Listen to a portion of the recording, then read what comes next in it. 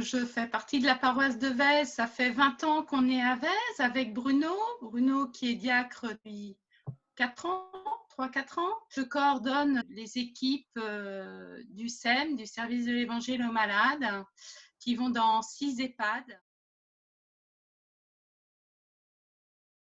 Ce sont des personnes essentiellement de la paroisse, nos aînés qui vivent seuls, mais aussi des plus jeunes, notamment des catéchumènes de notre paroisse, des personnes plus isolées et dont la solitude est un point un peu plus lourd en cette période de confinement. Et puis des personnes aussi en situation de handicap, des familles également. C'est aussi l'occasion de retisser des liens ou d'en créer d'autres d'ailleurs. L'idée n'est pas de vouloir désappeler d'un côté et désappelant de l'autre, mais de vivre une fraternité en se passant des numéros de téléphone et les appelés deviennent appelants. En fait, c'est un échange et on fait route ensemble. Le plus grand besoin, je dirais que c'est de rester en lien. La plupart des personnes ont des liens avec la famille, avec des amis, et pour autant, de s'échanger les numéros au sein de notre communauté, ça rassure. Et puis, il y a un autre lien qui s'instaure. Voilà, et puis certaines personnes vivent ce confinement comme quelque chose d'angoissant et de pesant. Et donc, oui, parce que quand elles se baladent dans les rues, il y a moins de monde, les magasins sont fermés. Et là, en fait, il s'agira davantage d'écouter, de rassurer. Mais également, une des grandes attentes, c'est de se porter les uns les autres dans la prière.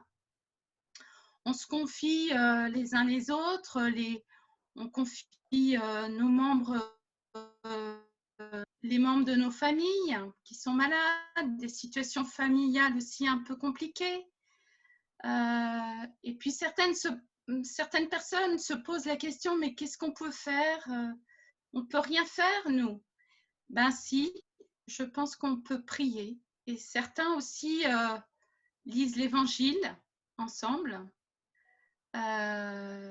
Puis pour les jeunes, il y avait aussi une anxiété au début, mais aujourd'hui, chacun s'organise et organise sa vie. Et puis, ils font même preuve d'imagination puisque les scouts ont proposé aussi leur service. Le premier mot qui vient, c'est la joie. La joie de faire fraternité, la joie de prendre des nouvelles, de voir que nos aînés vont bien. Et là, il y a un côté fraternel qui, nous, pensons, restera après le confinement. On tisse des liens et puis les noms resteront. C'est vrai qu'il y a des personnes, il y a des écoutants qui appellent des gens qui ne connaissent pas. Et pour autant, voilà, il y a une véritable amitié qui s'instaure et ça, c'est très chouette.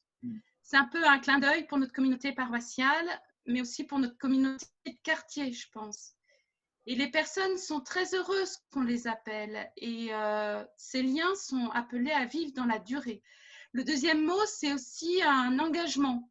On forme vraiment une communauté et on se disait entre nous que la communauté se crée et se vit ici et maintenant dans cet événement du confinement. Je dirais en dernier lieu que les personnes qu'on appelle nous font avancer vers ce chemin vers Pâques et on avance ensemble.